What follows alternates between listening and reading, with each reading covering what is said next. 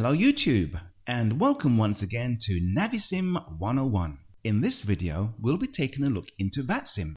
So, what is VATSIM?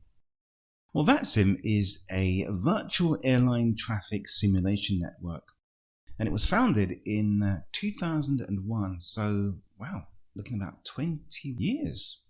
It's a long time, isn't it? It's a place where flight simulation enthusiasts like ourselves can share our passion for flight with other users in a global common network. Now, in the gaming community, online networking is now a standard. But the difference with the flight sim community, or VATSIM, is that it mimics very closely real-world flying. Now, this means that there is a structure, and where there's structure, there's organization, board of governors, executive committees, there's rules, regulations, and so on and so forth. And that is VATSIM. That is what the network is like and how it's structured. Also, the really good thing about it is that it has real ATC. And I say real, it's not simulated ATC like the one you'd find on P3D or FSX, which is very good.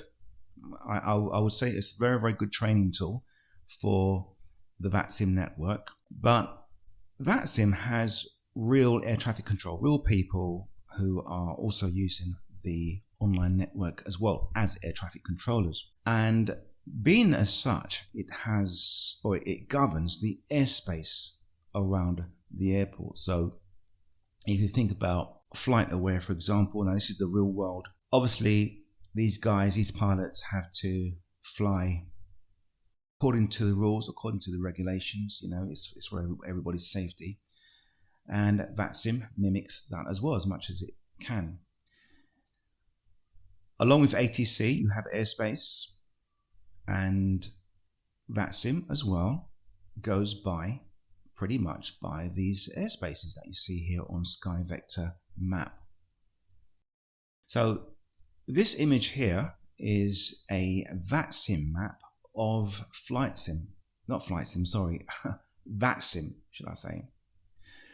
And the shaded grey dots are ATC, online ATC. So we'll take a bit more look at that as we go along, but all the aircrafts you can see. So this is, as we speak, how the VATSIM network is. Now, my experience with VATSIM, well, I joined about 10 years ago. I flew once, enjoyed it, but I didn't fly again. Now that I'm not quite sure actually why I didn't fly again, to be honest with you. It wasn't due to any bad experience. I think maybe just lack of knowledge, and then the nerves built up again. So I rejoined VATSIM about 3 months ago. Well, I didn't actually rejoin, because once you've joined, you're always a member. You always have your VATSIM ID.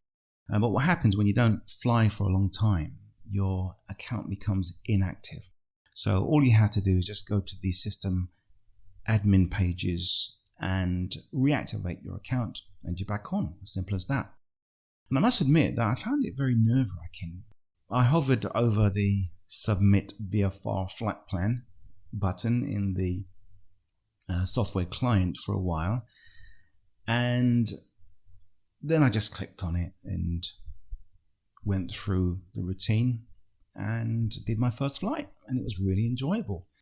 And you do feel like you've accomplished something. You've taken your flight sim to a whole new level when you're flying online. But there are things that you can do to allay any of the nervousness, and we'll see that as we go through. We'll see that VATSIM provides a lot of training to help the new pilot. And also, don't forget, there are lots of YouTube videos on VATSIM as well. So do take advantage of all the available help that you can get before you make your first flight. Okay, so let's start our look into the VATSIM network. So let's go to the home page, and there we are.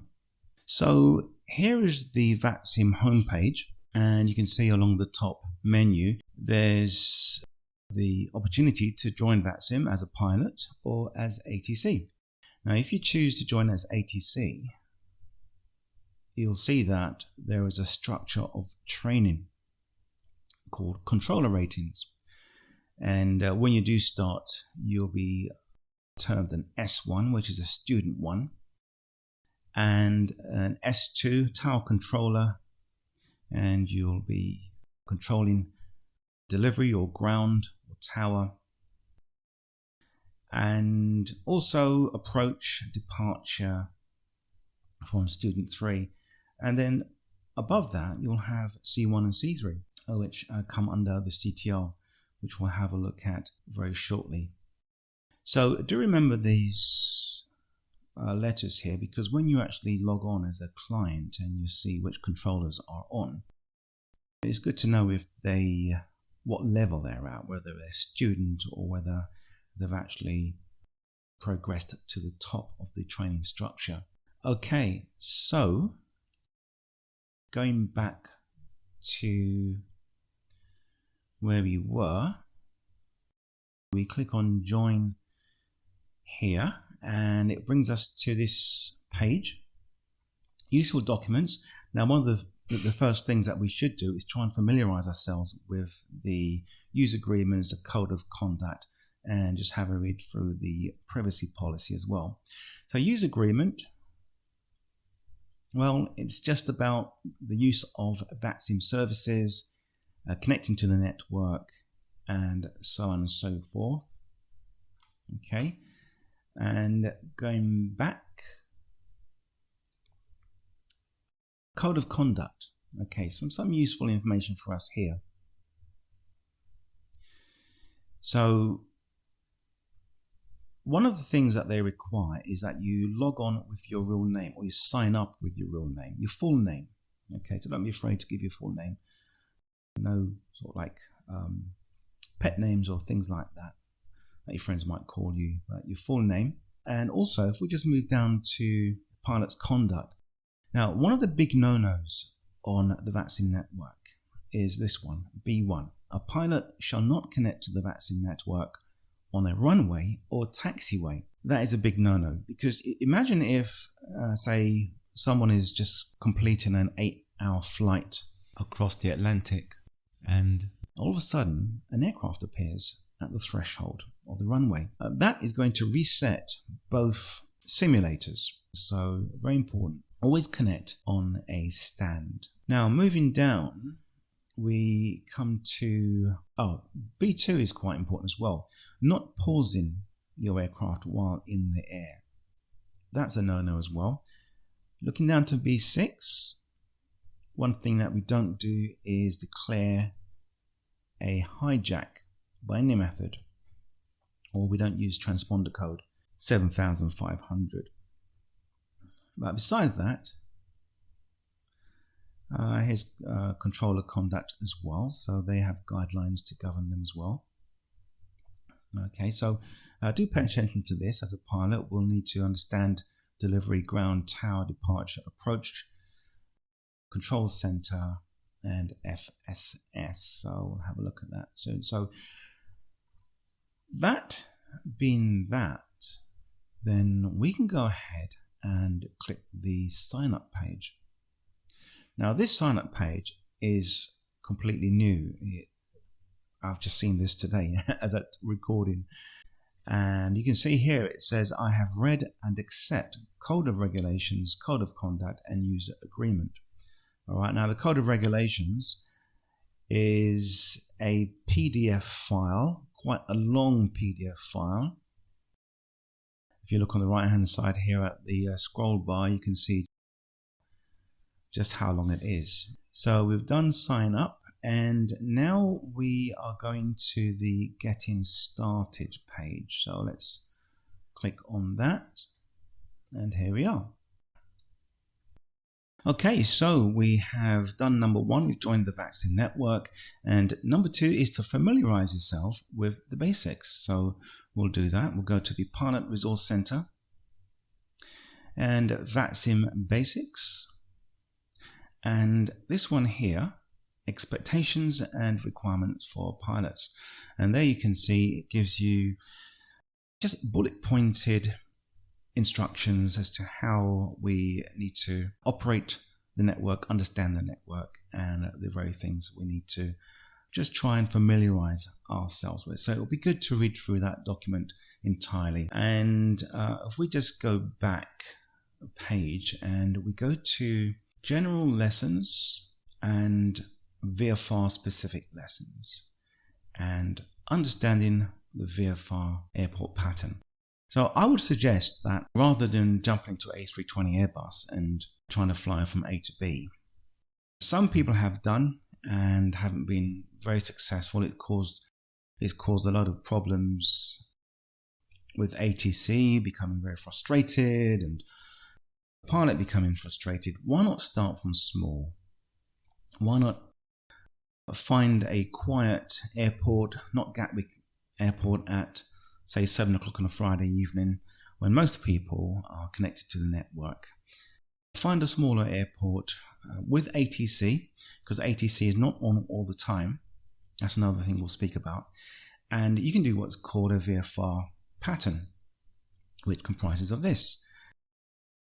Just fly upwind, crosswind and downwind. And the good thing about doing this is that from the time your wheels start moving at the airport, you'll be in contact with ATC, with delivery, if there is one, on at the time, ground, and then tower, and so on and so forth. And you'll be essentially in contact with tower. And you can do a few of these, how many of these you like. And it really is an excellent way to get you used to the network, used to talking to ATC. And it will also calm your nerves a bit. So I would do this. In fact, I'd done this for about 3 or 4 sessions. And after that, I went on to the next step of branching out, leaving the airport and flying across the ATC zones and landing at another airport. Okay, so just take it step by step. At the end of the day, ATC is not there to train us. They will help us, but they're not there to train us. Okay, so let's get back to the start page. There we are. Okay, I'll just get this page up as another page. Right, so choose a pilot client. Now, the pilot client is the middleman, if you like, between your software, your platform, whether it be P3D, FSX, or X-Plane, or whatever, or even now the new Microsoft Flight Simulator 2020, which has been released on this very day, the 18th of August. How exciting is that? So this is a pilot client. Now, I use vPilot. You don't have to use vPilot. You can use XPilot. I'm not sure what this one is, Swift.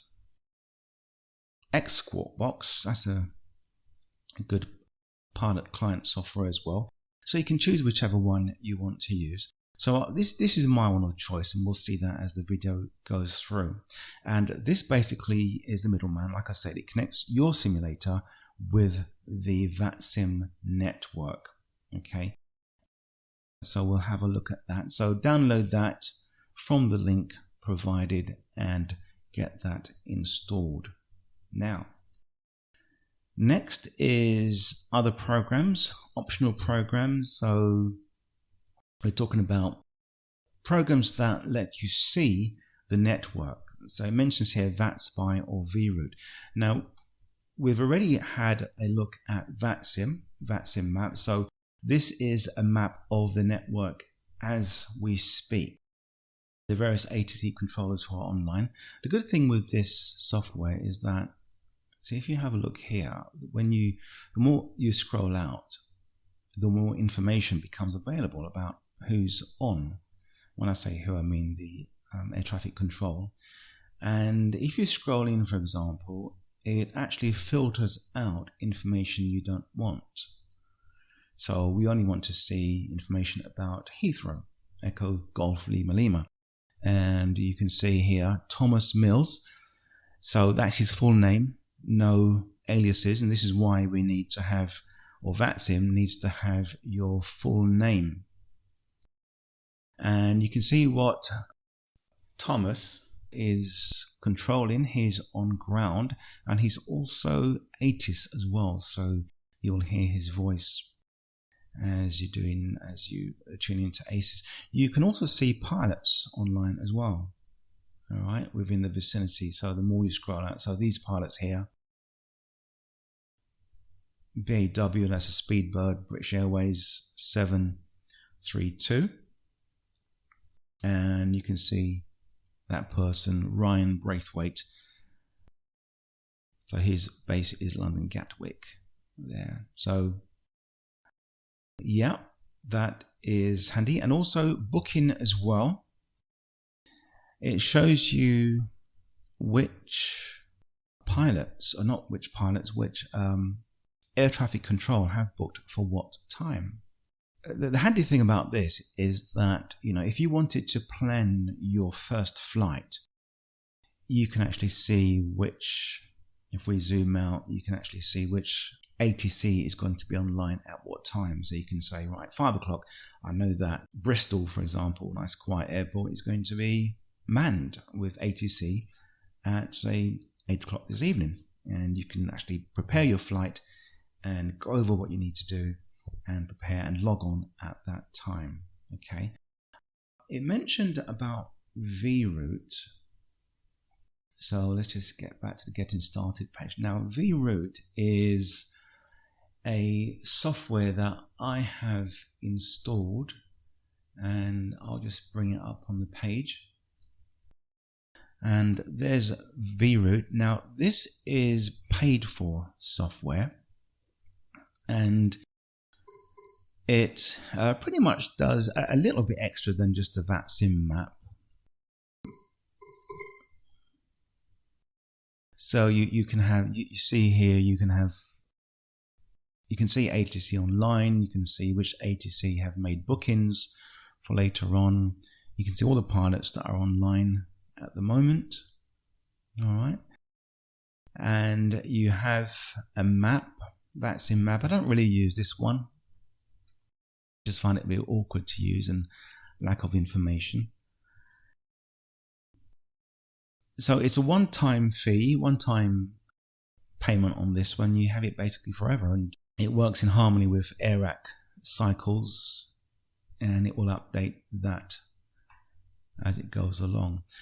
Also, with this, if you click on Info, then it tells you what's happening in the neighborhood of the network. So I know on Wednesdays, for example, Austria is manned for about 3 hours, and it gets really, really busy. So you can do VFR flights as well, VFR patterns at Austria. It just adds to the controller's challenge as well. So you can do that, and you have an events page here, and so on and so forth. Flight plans, also you can submit various routes, and you can actually book your flight on vRoute as well. So that's it for part 1 of this introductory look into VATSIM. In part 2, we'll be connecting to the network and doing a little bit of ATC watching. And if you enjoyed this video, please do like and subscribe. Thanks for watching.